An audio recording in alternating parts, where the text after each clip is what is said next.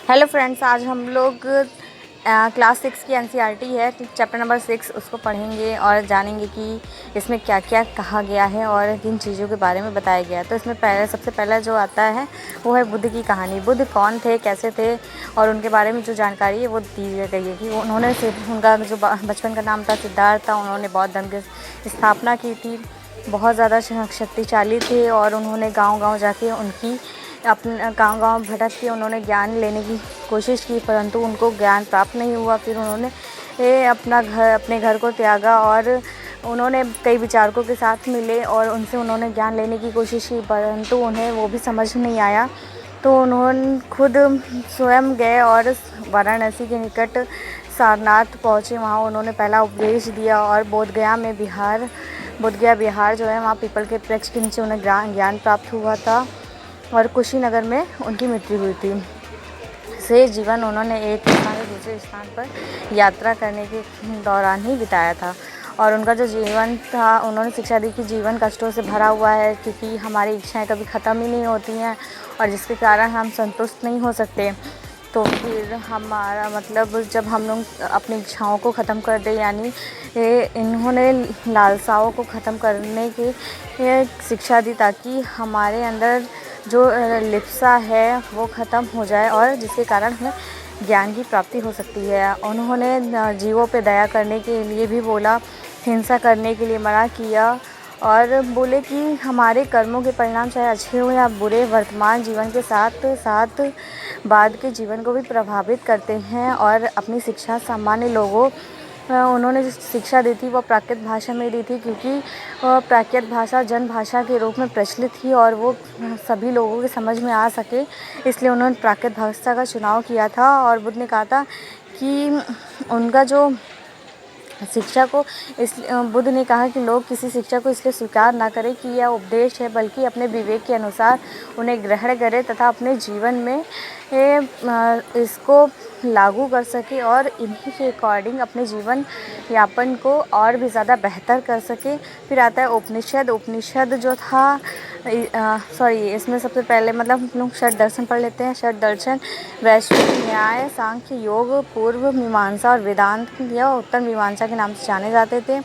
इन दर्शन की 6 पद्धतियों की स्थापना क्रमशः ऋषि कर्ण, गौतम, कपिल, पतंजलि, जैमिनी, व्यास की मानी जाती है, जो आज भी देश की बौद्धिक चर्चा को दिशा देते हैं। जर्मन मूल के ब्रिटिश भारतविद फ्रेडरिक मैक्समुलर के अनुसार इन 6 शाखाओं का विकास कई पीढ़ियों के दौरान व्यक्तिगत विचारकों के योगदान से हुआ। यद्यपि ये एक दूसरे से भिन्न दिखाई देते हैं, परंतु सत्य की समझ के अकॉर्डिंग ये सब एक सामान्य तौर पे सामान्य स्थिति देखी जा सकती है।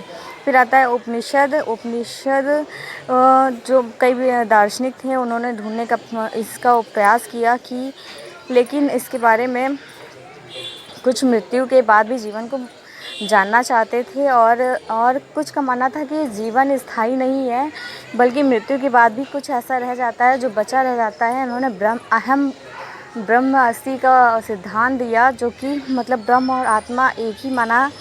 और कई विचारकों ने उपनिषद का संकलन किया। उपनिषद उत्तर वैदिक ग्रंथों का हिस्सा थे। उपनिषद जो इसका जो शाब्दिक अर्थ होता है, गुरु के समीप बैठकर शिक्षा लेना।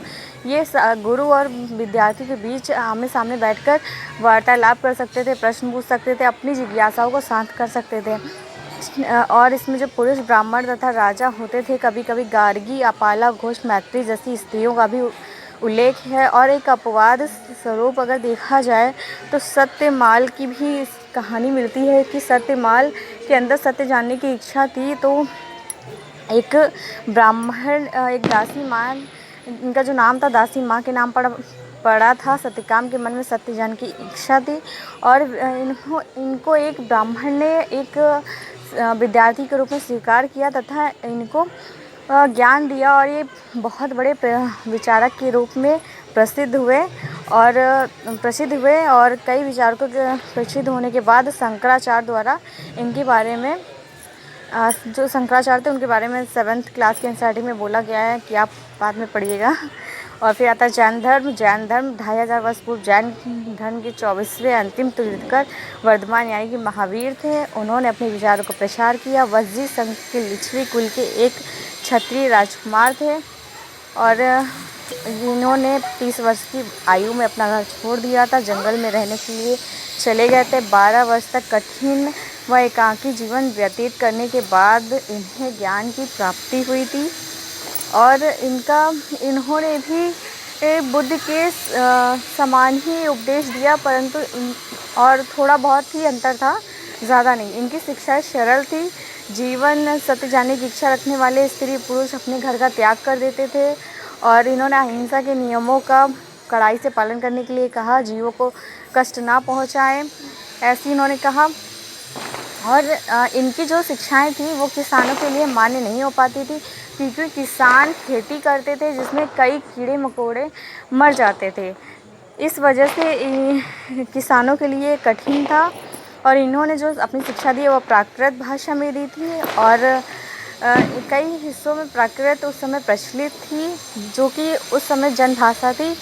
और इनके जो अनुयायी थे भोजन के लिए भिक्षा मांग कर सादा जीवन व्यतीत करते थे। पूरी तरह से ईमानदार होना पड़ता था। चोरी नहीं करने की सख्त हिदायत दी गई थी। ब्रह्मचर्य का पालन करना होता था। पुरुषों को वस्त्रों सहित सब कुछ त्याग देना होता था। अधिकांश व्यक्ति के लिए ऐसे कड़े नियम का पालन करना बहुत अधिक कठिन था। फिर भी हज़ारों व्यक्तियों ने इस नई जीवन शैली को जानने और सीखने के लिए अपने घरों को छोड़ दिया था। और जो नहीं कर पाते थे, जो अपने कुछ लोग ऐसे भी होते थे जो अपने घरों में रह के ही भिक्षु और भिक्षुणी बने लोगों को भोजन प्रदान करते थे, उनकी सेवाएं करते थे, जैसे उन्हें मेडिसिन उपलब्ध कराना आदि, कुछ मदद करके उनसे शिक्षा ग्रहण किया करते थे। और ये जो भारत के कई हिस्से गुजरात, तमिलनाडु, कर्नाटक में भी फैल चुका था। महावीर तथा उनके अनुयायियों की शिक्षा शताब्दियों तक मौखिक रूप में दी जाती थी और 1500 वर्ष पूर्व गुजरात में वल्लभी नामक स्थान पर लिखित रूप में मिलती है। मतलब इनको संकलित किया गया था। संघ महावीर व बुद्ध दोनों का मानना था कि घर का त्याग करना सच्चे ज्ञान की प्राप्ति है, इसलिए उन्होंने घर त्याग करने वाले लोग रह सकते हैं और भिक्षुओं के लिए बनाए गए थे। और ये जो नियम थे वो विनय पिटक में लिखे गए थे और विनय पिटक से हमें पता चलता है कि संघ में पुरुषों और स्त्रियों के लिए अलग अलग रहने का व्यवस्था था। सभी व्यक्ति संघ में अपने माता पिता, दासों, अपने स्वामी, स्त्रियां अपने पति से पूछकर ही उसमें अनुमति लेने के बाद ही वहाँ पे रह सकती थी। संघ में प्रवेश लेने वाली स्त्रियां सादा जीवन जीती थी, अधिकांश समय ध्यान में बिताते थे और एक निश्चित समय होता था जब वो भिक्षा मांग के अपना जीवन यापन के लिए भोजन इकट्ठा करते थे और एक दूसरे की सहायता भी करते थे, लड़ाइयों का निपटारा करते थे, एक साथ बैठ के वार्ता करते थे। संघ में प्रवेश लेने वाले में ब्राह्मण, क्षत्रिय, व्यापारी, मजदूर, नाई, गणिकाएँ, दास शामिल होते थे। फिर आता है आपका बिहार बौद्ध, जैन, भिक्षु पूरे एक साल एक दूसरे स्थान पे घूमते थे, उपदेश देते थे। वर्षा ऋतु में उन्हें रहने के लिए एक छत की ज़रूरत होती थी, क्योंकि वर्षा ऋतु में घूमना काफ़ी ज़्यादा कठिन हो जाता था। तो अपने निवास अनुयायियों द्वारा उद्यानों में बनाए गए अस्थायी निवासों में अथवा पहाड़ी क्षेत्रों के प्राकृतिक गुफाओं में रहते थे। भिक्षु और भिक्षुणियों ने स्वयं तथा समर्थकों के साथ एक स्थायी शरणास्थल गुफाओं को काटकर बनाया था। लकड़ी के बने तथा बाद में इन्होंने ईंटों का भी प्रयोग किया था और पश्चिमी भारत में विशेषकर कुछ बिहार पहाड़ियों को खोदकर बनाए गए थे। वो जो स्थान था मतलब स्थायी रहने के लिए, उन्होंने ऐसा बताया। भूमि पर बिहार का निर्माण हुआ था और स्थानीय व्यक्ति भिक्षु भिक्षुणियों के लिए भोजन, दवाई, वस्त्र लाते थे, जो कि आप पहले भी पढ़ चुके हैं। बौद्ध धर्म की एक नई धारा महायान का विकास हुआ। इसमें मूर्तियों की उपस्थिति दर्ज होती है और इसमें मिसाल के तौर पर उनकी निर्वाण प्राप्ति को पीपल के पेड़ के नीचे की मूर्ति अधिकांश तौर पर मथुरा में कुछ तक्षशिला में बनाई जाने लगी थी। दूसरा परिवर्तन बौद्धिस्टों में आस्था को लेकर अपने बौद्धिस्ट उन्हें कहते थे, जो ज्ञान की प्राप्ति के लिए वास यानी कि अपना एकांत वास करते और ध्यान में मग्न रहते थे। ऐसा करने की बजाय वह शिक्षा देने और मदद करने में सांसारिक परिवेश में रहना ठीक समझते थे।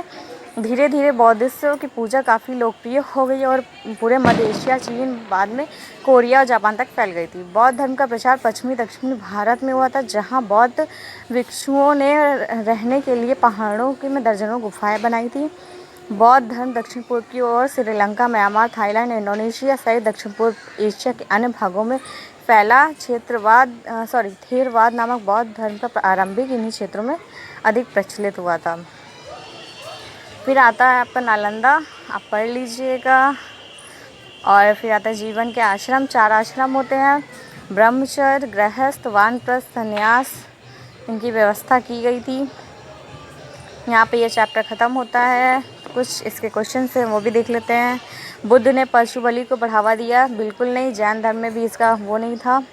फिर बुद्ध द्वारा उपदेश सारनाथ में दिया गया था? बिल्कुल सही है। बुद्ध ने शिक्षा दी कि कर्म का हमारे जीवन पर कोई प्रभाव नहीं पड़ता, ये गलत है। उन्होंने बोला था पड़ता है। बुद्ध ने बोधगया में ज्ञान प्राप्त किया था पीपल के वृक्ष के नीचे, ये भी सही है।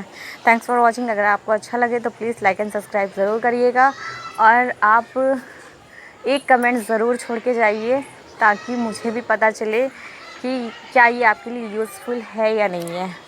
Thanks for watching.